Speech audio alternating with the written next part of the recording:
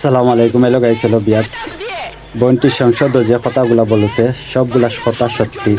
সেলট বই তোমাকে, সেলট জানাই বোন তোমাকে। তুমি যে কথাগুলা কইছো কারেক্ট কথা কইছো। আমি এই ভিডিওটি লাইক কমেন্ট শেয়ার চাই। দয়া করে আমি খের কাছে আজ পর্যন্ত কিছু চাইছি না। আমি দয়া করে এই ভিডিওটি ভাইরাল করে দাও। এই বইনটির কথা 100 সত্যি। সেলট বইন তোমাকে, তুমি এগিয়ে যাও। পাশে তোমার জনগণ আছে, যে জনগণের চিন্তা নিয়ে কাজ করে, তার সাথে আল্লাহ থাকে। আসসালামু আলাইকুম।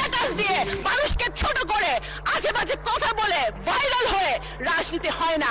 যদি 71 সালে ফেসবুক থাকতো, যদি 71 সালে সোশ্যাল মিডিয়া থাকতো, তাহলে হয়তো দেশ স্বাধীন হতো নাকি আমরা জানি না। মাননীয় স্পিকার, আমি একজন মুক্তিযোদ্ধার সন্তান।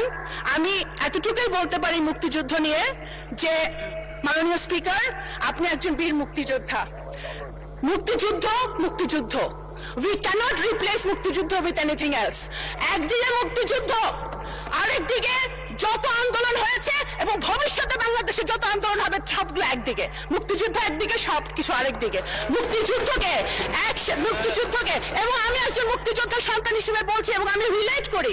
আমার সামনে বসে আছে যারা, নাহিদ বসে আছে, আমাদের হাসনাত বসে আছে, যারা যারা মাননীয় সংসদ সদস্যরা বসে আছে। আই এম সরি, আমি ওদের সেন্টিমেন্টকে আমি রিলেট করি।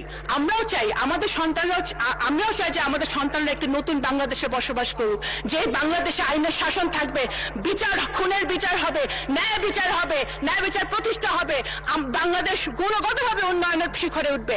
সেটা ইনশাল্লাহ আমরা যদি ঐক্যবদ্ধ থাকি, কাদা ছড়াছড়ি না করি, আমাদের এই পার্লামেন্ট থেকে ইনশাল্লাহ সূচনা হবে।